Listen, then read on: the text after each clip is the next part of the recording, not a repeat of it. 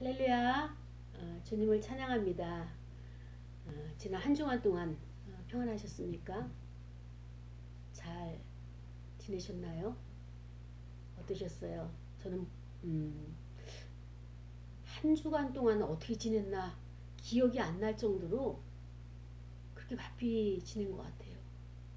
갈수록 굉장히 바쁜 생활 패턴들이 바빠지는 것을 보면서 참 너무나 빨리 이제 세월이 가는구나 라는 생각을 매주 하게 됩니다. 어제는 특히 이제 저기 그 안산에서 우리 이제 그 나오시는 집사님이 연극을 연출해 가지고 그 이렇게 극단 이렇게 저기 해서 이제 올렸어요. 그래서 이제 거기서 그 연극을 보고 이제 오면서 많은 생각을 하게 했던 그런 또 날이었죠. 곳곳에 이렇게 우리 문화의 그 저변 밑바탕에 기독교의 사상, 예수 그리스도의 정신 이런 것이 문화를 통해 가지고 이렇게 번져갔으면 참 좋겠다라고 하는 이런 인물들이 기독교 인물들이 많이 배출을 되어야 되겠다라고 하는 그런 생각을 해보았습니다. 자, 오늘 이 말씀이 어떤 말씀인가 하면은 누구인가 거룩한 곳에 설 자가 라고 하는 제목 가지고 말씀을 상고하려고 합니다. 그래서 오늘은 시편 24편 3절과 4절에 있는 말씀으로 그 다음에 또 여호와의 산에 오를 자가 누구냐, 어떤 사람이 여호와의 산을 오를 수 있느냐, 또 어떤 사람이 그 성소에 들어설 수 있느냐. 그래서 행실과 또 마음이 깨끗한 사람이다 이렇게 정의를 내리고 있죠. 그 다음에 허망한 데 뜻을 두지 않는 사람이다 라고 하는 또 거짓 맹세를 하지 않는 사람이다. 이런 자가 여호와의 그 산에 오를 수 있고 또 거룩한 곳에 설 수 있고 그래서 하나님의 그 복을 받고 하나님의 구원을 받을 사람이다 라고 오늘 시편 24편 3절과 4절은 이렇게 말해주고 있습니다. 다윗이 이 시를 지을 때의 그 배경을 우리가 보게 된다면 다윗은 하나님의 여호와의 마음이 합한 자라고 하나님께서 그렇게 칭찬을 한 그런 왕이죠. 근데 하나님께서 첫 번째 왕인 사울 왕을 기름 부으셨어요. 그런데 이 사울 왕이 하나님을 의식하는 것이 아니라 하나님의 존전에 속한 그런 생활을 이스라엘 나라를 통치하는 것이 아니라 사람들을 의식하고 그 다음에 또 세상의 것들을 이렇게 그 추구하는 이런 것을 보면서 그가 점점 세상 속에 그 선호하는 그런 가치를 따라가는 인본주의를 따라가는 왕이 되다 보니까 여호와 하나님께서 그 마음이 돌이키셨어요. 그리고 도저히 안 되겠다 싶어가지고 사무엘을 통해서 다윗이라고 하는 그런 왕을 다시 기름을 붓게 되는 내용이죠. 근데 이 다윗이 전쟁을 참 많이 했어요. 전쟁을 많이 하면서 그가 시온성이라고 하는 성을 정복을 하게 됩니다. 이 시온성을 정복하고 나서 다윗의 마음은 항상 무엇에 갈급해 있는가 하면은 예배에 갈급해 있는 자라고 볼 수가 있죠. 그래서 저 제사를 드리고 싶은 가장 그 거룩한 곳에서 가장 그 최고의 자리에 여호와 하나님을 이렇게 제사하기를 원하는 그런 갈망이 있었어요. 그 소원함이 있었습니다. 그래서 시온성을 그가 정복하고 나서 그곳을 예루살렘으로 바꾸고 예루살렘 성으로 바꾸고 그곳에 성전을 지어가지고 제사를 드리는 예배를 드리는 그러한 때에 이 시를 쓰게 된 거죠. 어떻게 보면은 이 다윗이 여호와의 산에 오를 자가 누구냐? 정말 그 거룩하신 분, 여호와 하나님 그 거룩하신 분 앞에 설 수 있는 자가 과연 누구냐? 누구인가? 이런 질문을 해보는 거예요. 그러면서 이제 그 다윗 입장에서는 손이 깨끗해야 된다. 그 다음에 또 마음이 청결해야 된다. 또 뜻을 허탄한 데 두지 아니하는 자가 되어야 된다. 그래서 거짓 맹세하지 않은 그런 자가 되어야 된다라고 그렇게 말을 하고 있습니다. 그렇습니다. 우리가 어떻게 보면은 손이 깨끗하고 마음이 정결하고 그 다음에 또 뜻을 허탄한 데 두지 아니하고 거짓 맹세하지 아니하는 이런 자를, 거짓 맹세하지 아니하는 이런 자를 어떻게 하느냐, 어떻게 보면 윤리적인 규범으로 이렇게 우리가 이렇게 정할 수도 있지만 하나님 앞에 나가는 데는 꼭 윤리적인 것만 있는 것이 아니라 정신, 하나님을 만나기를 갈망하는 그런 마음의 소원, 이런 것들을 가지고 나가야 되는 것이 오늘 본문을 통해서 우리에게 알려주고 있는 것입니다. 자, 다윗이 보는 여호와 하나님을 만나려고 한다면 손이 깨끗해야 된다라고 하는 것이 첫 번째로 나와 있죠. 여기서 손이라고 하는 의미는 무엇입니까? 그것은 바로 행실을 말하고 있는 것입니다. 행실. 손으로 어떤 것을 행하여서 그것이 행위로 행함으로 완성되는 것.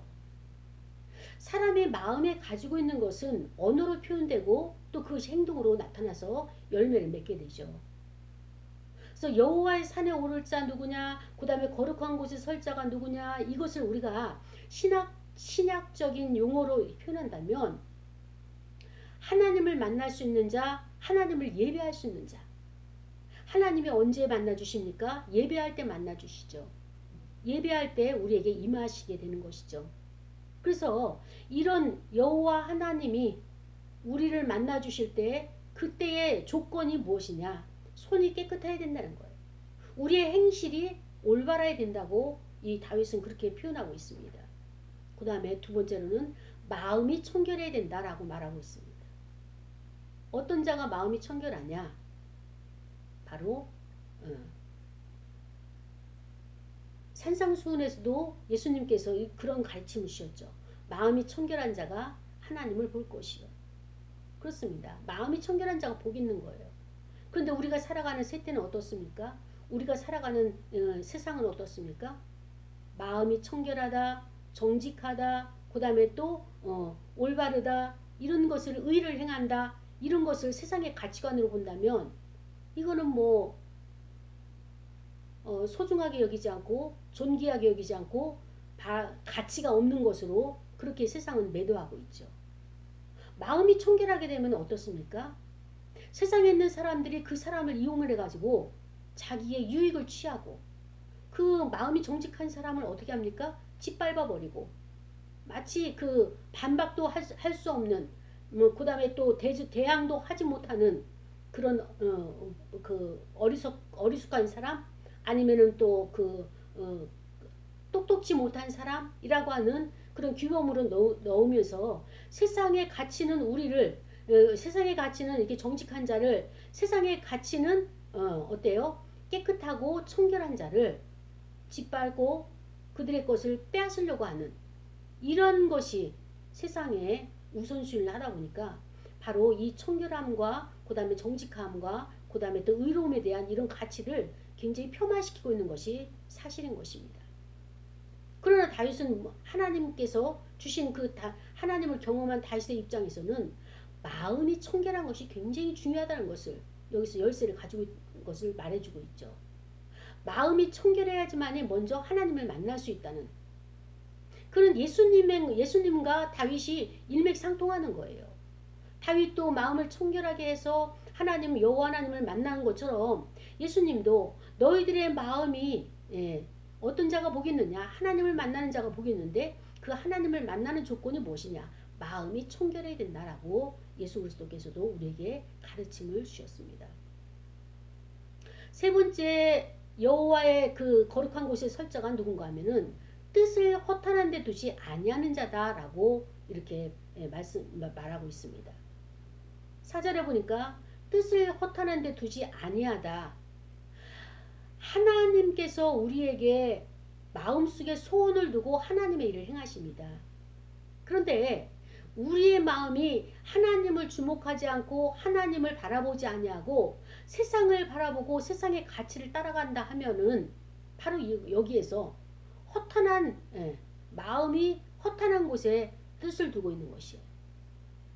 이 세상의 것이 영원한 것이 아니잖아요. 우리는 영원한 것을 바라보면서 가고 있는, 행진하고 있는 기독도들인데, 순례자들인데, 이런 기독교의 순례자들이 이 땅에서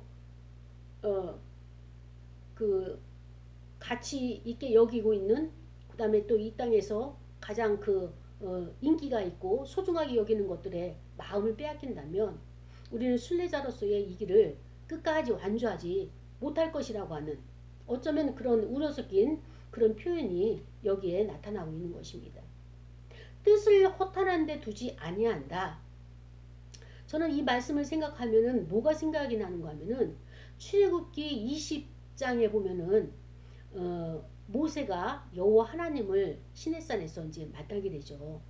그때 이스라엘 백성들이, 하나님께서 이스라엘 백성들에게 먼저 십계명을 주실 때 산 아래에 있게 말씀을 하십니다.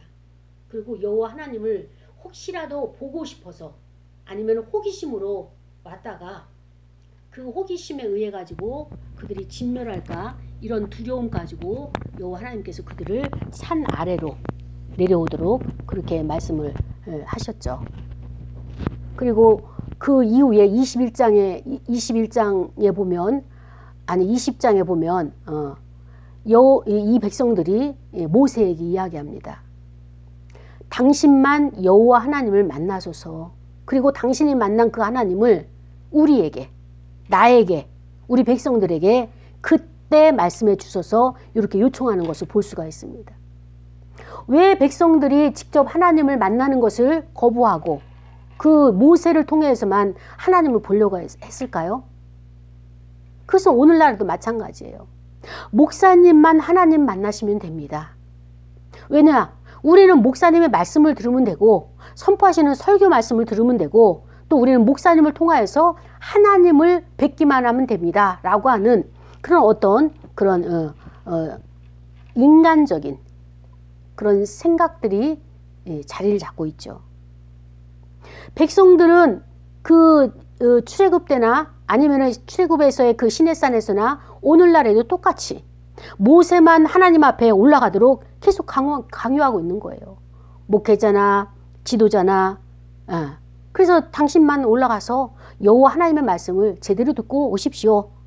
그래서 모세가 받은 그 영적인 능력, 이 영권만 있으면, 우리 백성들을 이끌어가는 그 모세 지도자, 그 영권이 있으면 우리의 현실 문제를 다 그가 해결해 준다 라고 하는 이런 사고가 이스라엘 백성들에게 팽배해 있는 것이 볼 수가 있는 것처럼, 그러면서 백성들은 움직이지가 않아요.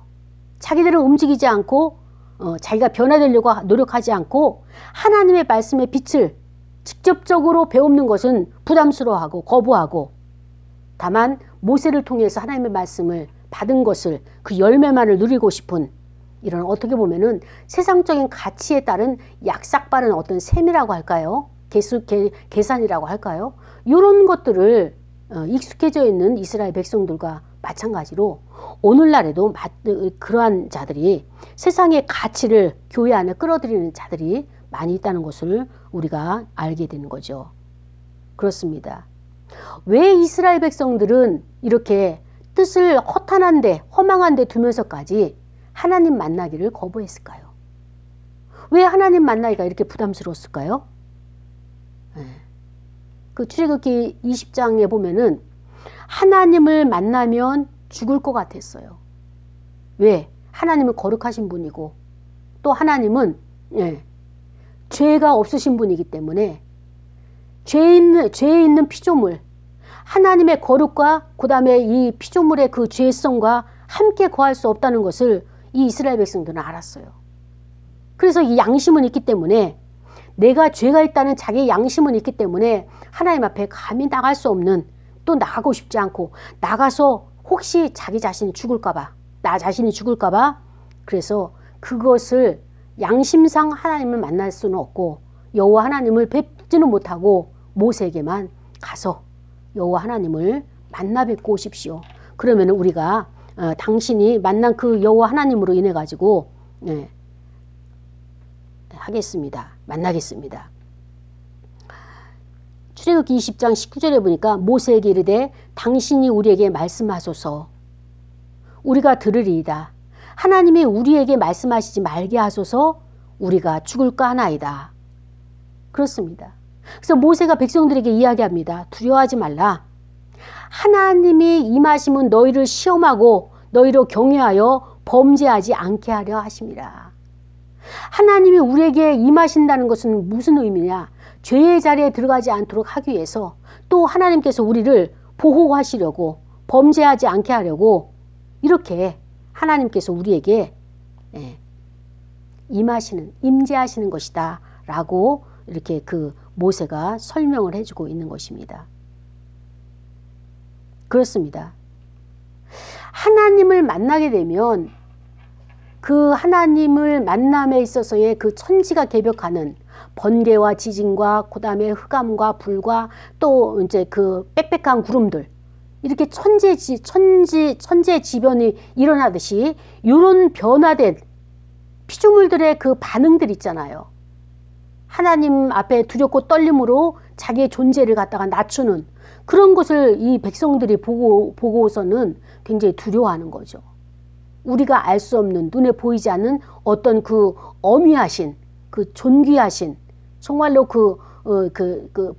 불꽃 같은 눈으로 보실 수밖에 없는 그 하나님이라고 하는 존재를 이들이 알고 있어요. 깨닫고 있어요. 그러나 가까이 가서 친밀하게 그분과 얼굴과 얼굴을 맞대면서 이렇게 하기는 자기들은 지금 마음이 너무 멀어져 있는 거예요. 그 멀어진 마음이 어디가 있습니까? 바로 세상에 가 있는 것입니다. 세상에 가 있는 것을 어떻게 알 수 있을까요? 모세가 시내산에서 여호와 하나님께서 부르셔서 올라갔어요. 올라갔더니 산 아래에 있는 백성들은 무엇을 했습니까? 출애굽기 32장에 보니까 아론을 비롯한 거기 이스라엘 백성들이 금송아지를 만들어 놓고 거기에서 어때요? 둘레에 돌아가면서 춤을 추면서 노래하면서 헌화하면서 그 우상을 섬기고 있지 않습니까? 금송아지를. 세상의 부귀영화, 그 다음에 세상의 그 모든 재화, 이런 그 탐욕스러운 것들, 그 욕망의 대상이 될 수 있는 힘의 그 상징이 될 수 있는 금송아지를 만들어 놓고 자기의 모든 것을 다 투자해서 그 금을 던져가지고 우상을 만들어 놓고 송아지 우상을 만들어 놓고 거기에 춤을 추면서 동조하는 이 일을 하고 있지 않습니까? 우리가 여호와 하나님 앞에 두렵고 떨리기 때문에 가지 못한다. 가까이 할 수 없다. 여호와를 만나 뵙기가 부담스럽다. 교회 나가서 예배 드리는 것이 너무나 부담스럽다. 라고 해서 예배에 참여하지 않는 자들은 어느 곳에 있느냐? 세상 가운데 이렇게 많은 무리가 있는 가운데서 춤추며 헌화하면서 그 무리 가운데서 우리의 지도자가 되어주고 우리의 능력이 되어주고 우리를 이끌어갈 신이다. 우리를 애굽으로 다시 세상으로 다시 이끌어갈 신이다 라고 이러면서 같이 어울리면서 하나님 앞에 우상 숭배를 하게 되는 이러한 죄를 짓게 되는 이 장면들이 우리가 성경을 통해서 누누이 읽으면서 볼 수 있었던 내용인 것입니다. 그렇습니다. 뜻을 허탄한 데 둔다, 허망한 데 둔다라고 하는 의미가 굉장히 우리에게 위험 요소로 오는 것이에요. 우리가 신앙생활을 한다는 것은 내가 열심을 내가지고 정말로 이렇게 달려가는 것이 급한 것이 아니라 누차 이야기하지만 하나님의 관점에서 내가 벗어났느냐 벗어나지 않았느냐, 구속사의 관점에서 내가 제대로 가고 있느냐, 방향이 중요한 거예요. 방향. 하나님의 말씀에 내가 입각해서 살아가고 있느냐, 아니면은 세상의 가치관을 따라가느냐, 하나님의 말씀하심에 그 믿음으로서 내가 지금 나아가고 있느냐, 이 방향이 굉장히 중요하단 말이죠. 그런데 이 방향이 조금 삐끗해 가지고 세상을 향해서 열심을 낸다면 나는 허탄한데 정말로 그 열광적으로 충성을 다하고 있는 나 자신을 발견해야 되는 것이에요. 그래서 요 방향을 잘못 내가 선택함으로 말미암아서 그 결과는 엄청나게 벌어지는 결과가 되게 되는 것입니다. 이것을 우리가 성경적인 용어로 표현한다면 영적 분별력을 잘해야 되는 거예요. 내가 하고 있는 일이 하나님께 속한 것이냐. 세상에서는 올바르다고 하는 정의를 내가 가지고 있지만 그 정의가 바로 인간의 선에 있을 때는 인간의 의로움에 불과한 것입니다. 그러나 이 인간의 의가 하나님 앞에 올려드려서 하나님이 옳다 인정함을 받으면 그것이 믿음으로 승화돼서 믿음화되어진다면 그것은 하나님의 의가 되는 거예요. 그러나 하나님 앞에 올려드리지도 않고 자기가 세상에 갇히고 성경의 의라고 해서 그것을 취하게 된다면, 그것을 자기화시킨다면 그것은 바리새인의 의와 똑같은 의를, 내가 자기 의를 가지게 되는 것입니다. 그것이 바로 누가복음 15장에 나오는 탕자의 비유에서 탕자가 둘째라면 큰아들은 아주 그 모범생이죠. 모범생이지만 죄를 짓지 않고 아버지 말씀에 그 규범을 어기지 않았지만 그러나 자기 의를 가지고 있어요. 난 이런 죄도 범하지 않고 동생과 같이 뭐 이렇게 아버지 말씀 어긴 적도 없고, 이런 것들을 다 자기가 가지고 있을 때는 그것이 의로운 행동이긴 하지만, 그러나 이 큰아들의 입장에서는, 하나님이 보시는 큰아들의 입장에서는 그게 인간의 의라고 말씀하시는 거죠. 그러면은 큰아들 입장에서는 이것을 어떻게 되느냐? 내가 행한 것이 아니라 하나님이 힘주시고 능력 주셔서 이것을, 이 규범을, 말씀의 규범을, 아버지의 말씀의 규범을 벗어나지 않냐고 여기까지 왔습니다라는 고백이 나와서 이 모든 것이 하나님의 은혜였습니다 라는 고백이 나올 때 그것은 바로 하나님의 의가 되는 것이죠. 그래서 뜻을 허탄한 데 두지 아니하는, 쉽게 말하면 뜻을 다른 곳에 두게 되면 거기는 반드시 우상 숭배라고 하는 죄의 그 모양이 나타나는 것입니다. 우상 숭배는 무엇입니까? 욕심이에요. 탐욕이에요. 내가 하나님이 아닌 다른 것으로 추구한다는 것은 그건 탐욕이에요. 욕심이에요. 내 욕망이에요. 그래서 뜻을 허탄한 데 두지 아니하는, 다윗의 표현을 들자면 뜻을 허탄한 데 두지 아니하는 자가 여호와 하나님을 볼 수 있다고 그렇게 고백을 하고 있습니다. 그 이야기는 무엇입니까? 다윗은 뜻을 허탄한 데 두지 않았기 때문에 여호와 하나님과 늘 동행하고 여호와 하나님께서 만나주시고, 그래서 그를 높이는 시를 찬양할 수 있는 그 신앙의 차원이 된 것이죠. 그리고 다윗이 이런 그 윤리적인 규범에서 거짓 맹세하지 아니하는 자가 여호와의 산에 오를 수 있고 예배자가 될 수 있다라고 표현하고 있습니다. 그렇습니다. 거짓 맹세하지 않는다는 것은 어떤 의미인가 하면은 이사야에서 보면은 여호와 하나님께서 이사야에게 그렇게 말씀하십니다. 내 백성이 입술로는 나를 사랑하고 내 말을 청종하고 나를 따르는 것 같으나 그러나 그 마음은 다른 곳에 가 있다. 이런 말씀을 하세요. 그렇습니다. 하나님, 제가 하나님의 말씀을 순종하겠습니다. 하나님의 뜻대로 살겠습니다. 라고 우리는 기도를 하죠. 또 마음가짐을 그렇게 결단을 하죠. 그리고 그 뜻대로 살려고 합니다. 근데 어떻습니까? 이 약속이 지켜지나요? 안 지켜지는 거예요. 내가 연약해서 못 지키는 부분도 있고, 또 어떻게 보면은 그것도 의식하지 못하고 습관적으로 하나님의 말씀대로 살겠습니다. 하나님의 뜻대로 살겠습니다. 주님을 따릅니다. 이러면서 습관적으로 읊조리는 그런 신앙의 차원도 있을 겁니다. 하나님 앞에 내가 하나님의 말씀대로 살겠습니다. 순종하겠습니다. 순복하겠습니다 하고 순종하지 아니하고 순복하지 아니한 것을 성경은 거짓 맹세다 이렇게 말하고 있습니다. 이런 거짓 맹세를 하는 자는 여호와 하나님을 볼 수가 없다라고 이렇게 표현하고 있습니다. 그러면 우리가 어떻게 하여야 여호와 하나님을 만날 수 있을까? 이 몇 가지 안 되는 윤리적인 규범을 다윗이 말해준 것을 가지고 나를 이렇게 어때요? 거기에 이렇게 비춰본다면 저는 여기서 한 가지도 여기에서 벗어날 수 있는 것이 아무것도 없는 거예요. 제가 연약한 부분 중에 하나가 뭔가 하면은 약속을 잘 지키지 못해요. 약속 시간 홈수가 잘 안 되는 거예요.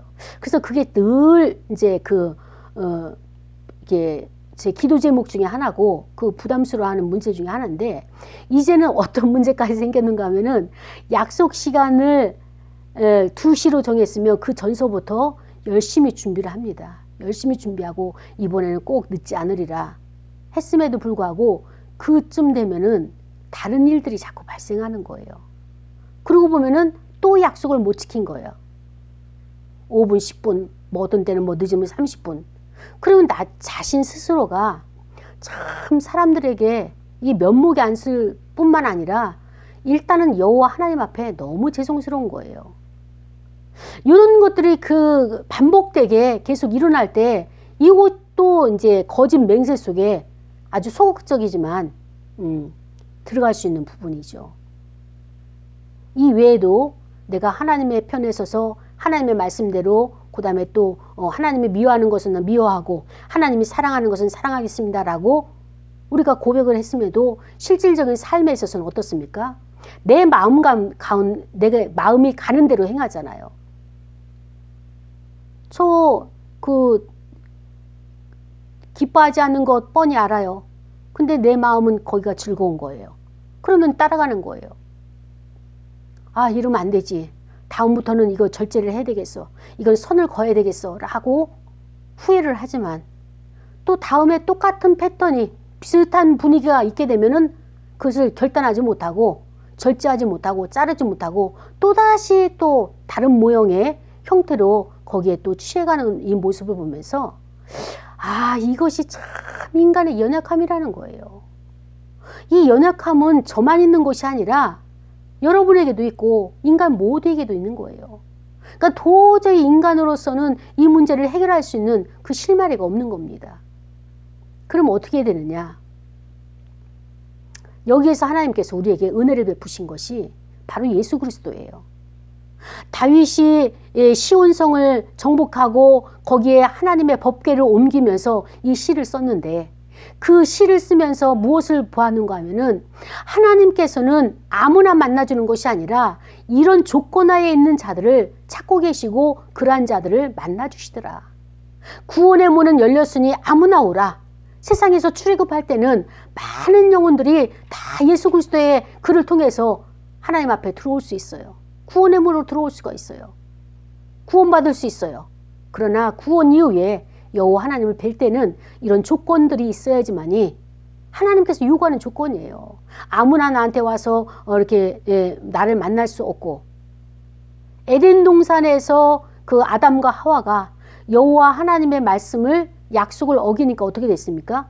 거룩하신 하나님과 인간의 죄를 지은 인간의 피조물이 함께 공존할 수가 없어요. 그래서 그들은 어땠습니까? 하나님의 징계를 받게 되는 거죠. 노아도 마찬가지예요. 노아 시대에도 많은 사람들이 범죄함으로 말미암아서 하나님이 그 거룩하신 분, 그 함께 거할 수 없기에 그들을 또다시 물이라고 하는 그 심판을 하시게 되죠. 징계를 하시게 되죠. 이런 사건들이 여호와 하나님과 우리가 공존할 수 없다. 그러면 어떻게 우리는 여호와 하나님을 찾고 또 하나님은 또 우리를 찾으시는데 어떻게 되겠느냐? 그 대안을 하나님께서 내신 겁니다. 그 대안이 무엇입니까? 바로 예수 그리스도예요. 법궤, 하나님의 임재의 상징인 법궤가 예루살렘 성으로 들어가는 것처럼 예수 그리스도께서 이제 이 예루살렘 성으로 들어가셔서 거기서 어떻습니까?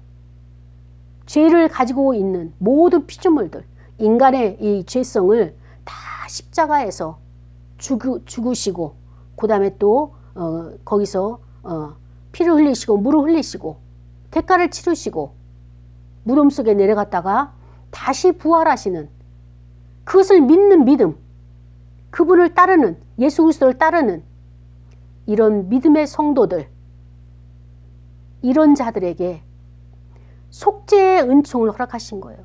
속량해 주시겠다는 이 약속을 하나님 아버지께서 예수 그리스도를 통하여서 저와 여러분에게 주신 것입니다. 근데 우리는 그래요. 율법의 저기 신약의 그 바리새인들과 사두개인들과 그다음에 또 이제 그 율법 학자들 그들이 만들어 놓은 그런 율법 조항이 613개인가 뭐 633개인가 있는 그 조항들을 정말로 열심히 지키려고 애를 씁니다. 근데 저 같은 사람은 그때 태어났으면 아무것도 지키지 못할 거예요. 매일 그것이 뭐 어디 가서 교육을 받고 와야 되거나 아니면은 뭐 그 벌금을 내야 된다 그러면 제 재산은 아주 거덜났을 겁니다. 정말로 하나님께서 제게 은혜를 베풀어 주셔서 이 은혜의 시대에 태어나게 한 것이 너무너무 감사하고 이것이야말로 제게는 은혜인 것이 하나님의 은혜인 것입니다. 그 은혜는 저에게만 주신 것이 아니라 여러분들에게도 주신 거예요. 그 하나님께서 은혜를 베풀어 주셔가지고 정말로 속량할 수 있는, 속죄할 수 있는, 죄를 고백할 수 있는 가장 간단하게 가까이에 그분이 계시는 겁니다. 그렇습니다. 우리가 어떻게 이것을 지키라고 자기 자신의 연약함을 알잖아요. 나는 도저히 지킬 수 없다는 걸 알고 있잖아요. 그래서 여기서 고민만 하지 말고 지키라는 것이 나에게 너무 무겁다. 하나님은 하라와 하지 말라라고 하는 이 규범을 주시면서 우리에게 요구하시는데 그것이 나에게는 너무 버겁다. 감당할 수 없기 때문에 나는 도저히 하나님 앞에 갈 수가 없다. 여호와의 산에 오를 수가 없다. 그 거룩한 곳에 설 수가 없다. 예배 자리에 도대체가 갈 수가 없는 나 자신을 보면은 냄새나는 자라서 갈 수가 없다라고 고민하시는 분들.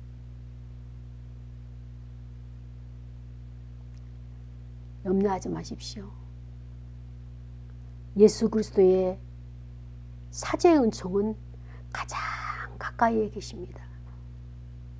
우리가 눈을 열어서 그분을 보기만 하면 우리가 그분을 나의 신앙생활에 체질화시키게 되면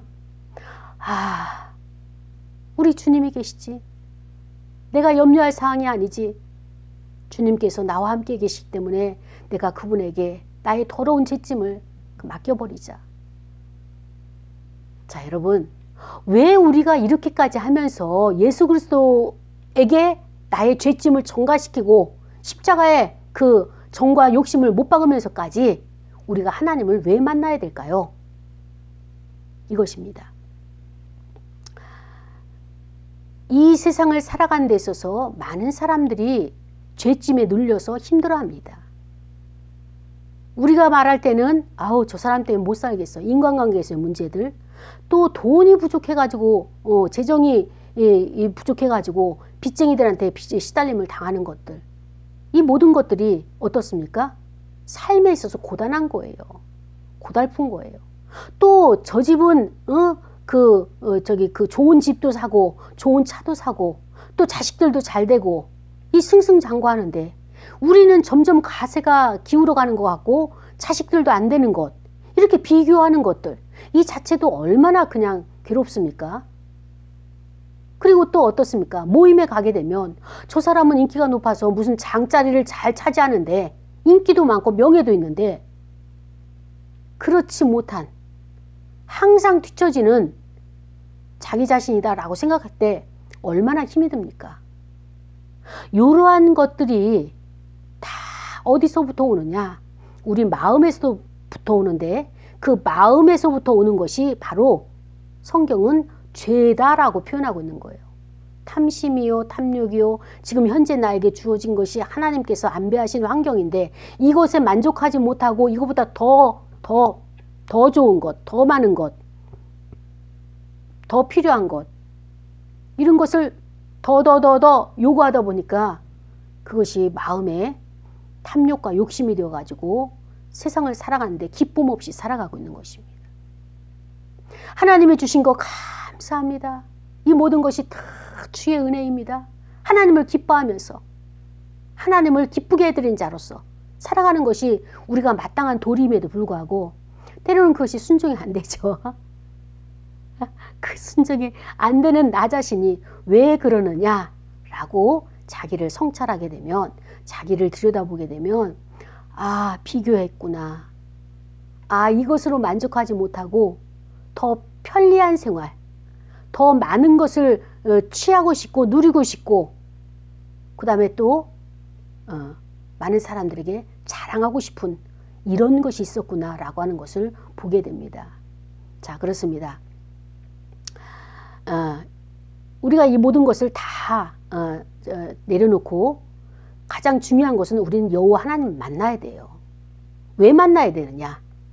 이렇게 어려운 이 세상을 우리가 늘 풍랑이 일어나는 이 마음에 그 격동하는 이런 것들, 악한 원수마귀가 우리에게 가라지를 뿌려놓고 또 우리를 격동시키고, 그래서 이 세상을 살아가는 데 있어서 만족함이 없이 살아가도록 하나님을 불신앙하고 하나님을 거역하고 또 이제 그 불안에 떨면서 살게 하는 이런 사단의 그런 그 계기가 있죠. 여기에서 우리가 자유케 되기 위해서는 어떻게 되느냐? 여호와 하나님을 만나야 됩니다. 그래야지 하나님을 만남으로 말미암아서 그분으로부터 나오는 힘, 그분으로부터 나오는 능력, 이 모든 것들을 우리가 이겨내야 되는 거예요. 사랑하는 여러분, 세상을 살면서 사건이 없을 수는 없어요. 나 혼자 있어도 고민도 생기고, 나 혼자 있어도 짜증도 생기고, 여러 가지 모양으로 이 모양 저 모양. 그런데 하물며 인간관계에서, 사회생활에서, 직장생활에서, 또 이웃과의 관계에서, 친인척, 가족 간의 관계에서 이런 문제가 없겠습니까? 그러면은 어떻게 매일 사건을 어떻게 살아가야 되느냐? 그리스도인인 저와 여러분은요, 이러한 사건들을 하나하나 겪어내가는 거예요. 이 문제들을 한꺼번에 처리하려고 하면 내가 힘이 없지만, 그러나 하나 처리하고 2개 해결하고 또 3개, 그 다음 거 하나하나씩 하면서, 아하, 하나님이 나와 함께 계시는구나. 하나님이 그것을 해결할 수 있는 지혜를 주시는 거예요. 하나님이 그것을 포기하지 않고 완성시킬 수 있도록 힘을 주시는 거예요. 아무리 사람들이 우겨쌈을 당하고 나를 공격했다 할지라도 내가 그를 견뎌낼 수 있는, 인내할 수 있는 이런 자제력을 하나님이 공급해 주시는 거예요. 이런 하나님의 힘과 능력과 이 모든 것들을, 사랑을, 자비를 하나씩 경험하면서 내가 하나님을 알아가는 거예요. 그런 문제가 없었으면 좋겠죠. 좋다라고 생각을 하겠죠. 그러나 그럴 수는 없고, 우리가 이런 것을 하나님께서 우리에게 허락하셨다라고 보는데, 그 허락하셨을 때는 하나의 문제를 가지고 하나님이 이것을 완성하실 때 그 하나님의 자비를 경험하고, 또 하나의 문제를 해결하면서 하나님이 나를 오래 참아주시는 하나님의 그 인내하심, 성실하심을 나도 경험하게 되고, 이 하나하나를 나에게 지금 교훈으로 교육시키는 거예요. 훈련시키는 거예요. 그런데 이런 세상의 모든 문제를 해결하기 위해서는 하나님의 능력이 나에게 임해야지, 하나님의 힘이 있어야지 이것을 이겨낼 수 있는데, 힘이 없으니까 어떻습니까? 하나님을 만나지 못하니까, 힘이 없으니까 포기하게 되는 거예요. 일도 포기하게 되죠. 사업도 포기하게 되죠. 자기 인생도 포기하게 되죠. 여러분, 왜 포기하십니까? 여러분이 이거 안 되겠어서 이거는 내가 접어야 되겠어. 이 사업은 안 되겠어. 너무 힘들어가지고 더 이상 어떻게 빠져나갈 구멍도 없고 소망의 빛도 없고 이것은 포기해야 되겠어 라고 생각하시는 분 계십니까? 하나님은요, 그걸 포기하고 또 다른 사업 시작한다고 거기에 또 기름 부어주시냐? 거기에 축복하시느냐? 아니에요. 있는 곳에서 하나님 앞에 나가십시오.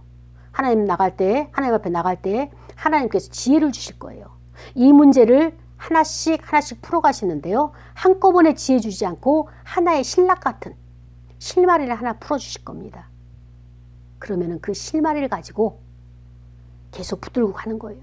여호와 하나님 앞에 또 나가고 그러면은 처음에는 신락 같은 것이지만 이제 점점 그게 커져가지고 여호와의 힘과 능력이 커져서 그 여러분을 힘들게 하는 모든 사업들이 다 장악이 되고 여호와의 영광이 드러나는, 하나님이 하셨습니다 라고 하는 그때가 옵니다. 그때까지 여러분 하나님 앞에 엎드시고 하나님을 만나시고 하나님 앞에 능력을 받아가지고 이 모든 것을 잘 승리하는 저와 여러분이 되기를 원합니다. 사랑하는 여러분, 포기하지 마십시오. 하나님이 여러분의 편입니다. 하나님이 여러분과 함께 하십니다. 그래서 누구인가 거룩한 곳에 설 자가 바로 여러분이에요. 바로 저예요. 하나님은 여러분의 얼굴을 찾고 계시고 하나님은 저의 얼굴을 찾고 계십니다. 다른 자가 와가지고 여기 마귀가 와서 서겠어요? 사탄이 와서 서겠어요? 원치 않으세요. 하나님이 원하시는 분은, 하나님이 찾는 자는 저와 여러분의 얼굴을 찾고 계시고 거룩한 곳에서 함께 서기를 원하시는 이 하나님의 초청을 받아들인 저와 여러분이 되기를 원합니다. 오늘 말씀을 생각하면서 기도할 거예요. 하나님, 오늘 누가 거룩한 곳에 오를 수 있겠습니까? 도저히 나는 할 수 없는 것 같으나 하나님께서 나를 초청하셨으므로 하나님 말씀에 순복하기를 원합니다. 순종하기를 원합니다. 이런 내용 가지고 통성으로 기도하시겠습니다. 하나님 아버지 감사합니다. 여덟하고 부족한 저희들 사랑하셔서 또 주 앞에 나올 수